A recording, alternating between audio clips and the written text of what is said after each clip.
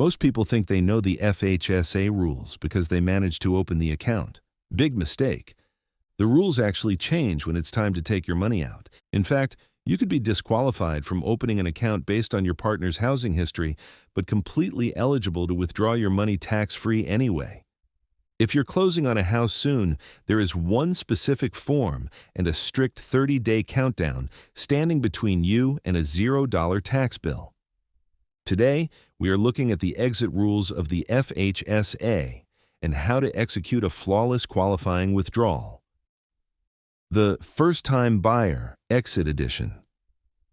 The definition of a first-time buyer shifts slightly when you withdraw. To qualify for a tax-free withdrawal, you must not have lived in a home that you personally owned or jointly owned at any point in the current calendar year before the withdrawal, or in the previous 4 calendar years. Here is the important distinction from the opening rules. At withdrawal, only your own ownership history is examined. Your spouse's or common-law partner's past ownership does not disqualify you.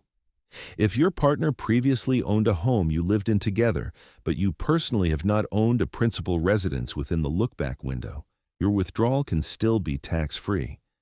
This is a meaningful difference from the account opening rules, where your partner's history is part of the eligibility test. The proof, the paperwork. You do not just tell the bank you are buying a house, you have to prove it. You must complete Form RC-725, Request to make a qualifying withdrawal from your FHSA.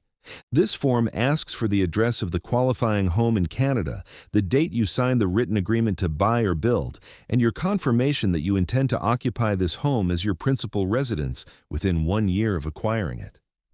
That deadline runs from the closing date, not from whenever you physically move in. You give this form to your financial institution, and only then do they release the funds tax-free. The 30-day window. Timing is everything. You have a specific window to take the money out. The before rule. You must have a written agreement to buy or build the home before you withdraw. The after rule.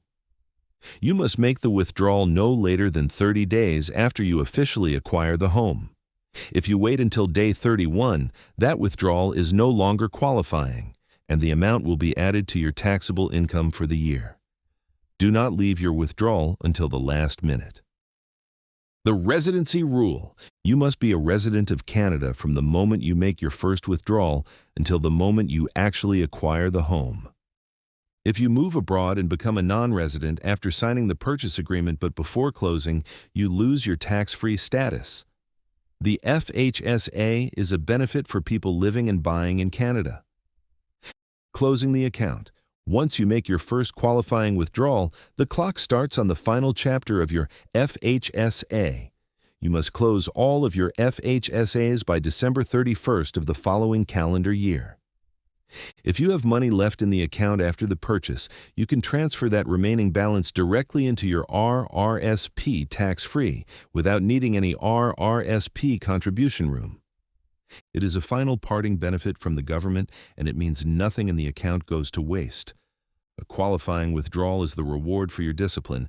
Get your written agreement. Complete Form R, C-725. Stay within the 30-day window. Make sure you are a Canadian resident through to closing.